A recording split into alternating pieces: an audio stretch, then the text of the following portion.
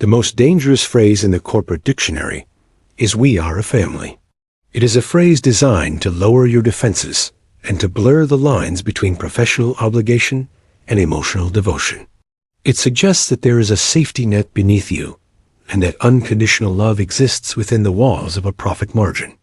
But this is a comfortable lie we tell ourselves to survive the cold reality of the workplace. We crave connection so deeply that we often mistake proximity for intimacy, and we mistake the person who controls our paycheck for a person who protects our heart. The truth is that power creates a divide that no amount of Friday night drinks can bridge. You cannot be true friends with someone who holds the keys to your survival, because friendship requires equality, and there is no equality when one person can fire the other.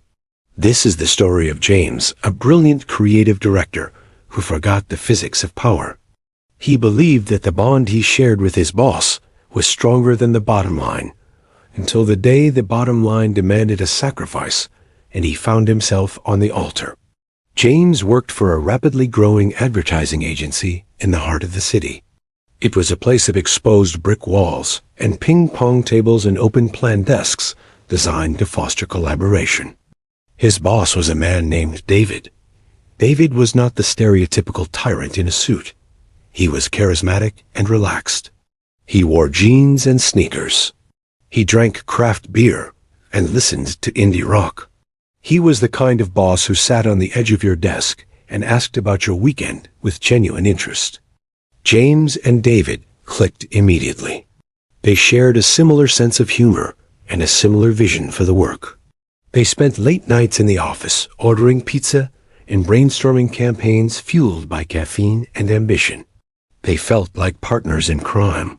They would complain about the difficult clients and make fun of the out-of-touch owners of the agency. David would confide in James about his own stress and his marital problems and his fears about the future. This vulnerability acted like a hook. Because David opened up, James felt safe to open up as well. He felt that they had entered the sacred circle of trust where titles didn't matter. They started hanging out outside of work. They went to concerts together. Their families had dinner together. James stopped seeing David as the vice president of marketing and started seeing him simply as Dave, his buddy who happened to sign his timesheets. This was the mistake. James forgot that while Dave was his buddy on Saturday night, David was the vice president on Monday morning. And the two men could not coexist when the pressure mounted. The trap was sprung on a rainy Thursday evening. The agency had just lost a major account, a client that represented 30% of their revenue. The atmosphere in the office was toxic. Panic was in the air. David invited James out for a drink to blow off some steam. They went to a dimly lit bar on the corner, a place where they had celebrated many victories in the past. But this time there was no celebration. David looked exhausted. He ordered a round of whiskey and sighed heavily. He looked at James with bloodshot eyes and said, "I don't know if I can keep doing this, James. The pressure is killing me. The owners are breathing down my neck. I feel like the ship is sinking." James, seeing his friend in pain, felt the urge to comfort him. He felt the urge to reciprocate the honesty. So James lowered his shield. He leaned in and spoke the words that would eventually become his execution order. He said, "I know what you mean, Dave. Honestly, I have been thinking about looking for a way out myself. I have been looking at some freelance options, maybe starting my own small studio. I just don't know if I have the energy for corporate life anymore. I want to do work that matters." It was a moment of pure connection. Two soldiers in the trenches confessing their war weariness. David nodded sympathetically. He put a hand on James's shoulder. "I get it, man," he said. "I totally get it. We all dream of escaping. Your secret is safe with me." They finished their drinks and went home. James felt lighter. He felt that their bond had deepened. He thought he had shared a burden with a brother. He did not know that he had just handed a loaded gun to a man who would soon need a weapon. 2 months later, the agency was in full crisis mode. The owners were demanding cuts. They needed to trim the payroll to save the fiscal year. They called David into a strategy meeting that lasted for 4 hours. They told David that he needed to cut one senior salary from his department. It was either him or one of his directors. David was a nice guy. He was a cool guy. But David had a mortgage. David had 2 kids in private school. And David, like all human beings, possessed a survival instinct that overruled his empathy. When David looked at the spreadsheet, he saw the names of his team. He saw James, and he remembered the conversation in the bar. He remembered the confession. In that moment, the information shifted from a shared secret to a strategic asset. David did not want to fire James. He liked James, but he needed a justification. He needed a reason that would satisfy the owners and protect his own conscience. He needed to believe that he was doing the right thing for the company. So he convinced himself that James was already 1 foot out the door. He convinced himself that he was doing James a favor by pushing him towards the freelance life he dreamed of. He rationalized the betrayal until it looked like effective management. The meeting with James was short. It was not held at the bar. It was held in the sterile glass conference room. David sat at the head of the table. He was not wearing his sneakers. He was wearing a blazer. He did not look James in the eye. He looked at a piece of paper. He used the corporate voice, the voice that is stripped of all humanity. James, he said, due to the loss of a client, we are forced to restructure the department. We have to eliminate the creative director position. James was stunned. He felt the blood drain from his face. But Dave, he stammered, we are a team. We built this department together. I thought we were in this for the long haul. David finally looked up. His eyes were cold. They were the eyes of a stranger. He said, we need people who are 100% committed to the agency's future, James. And based on our previous conversations, I know that your heart isn't fully here anymore. You mentioned you were looking to start your own studio. I think this is the push you need to pursue that dream. James felt like he had been punched in the gut. The whiskey, the rainy Thursday, the secret he had whispered in confidence. It was all being used against him.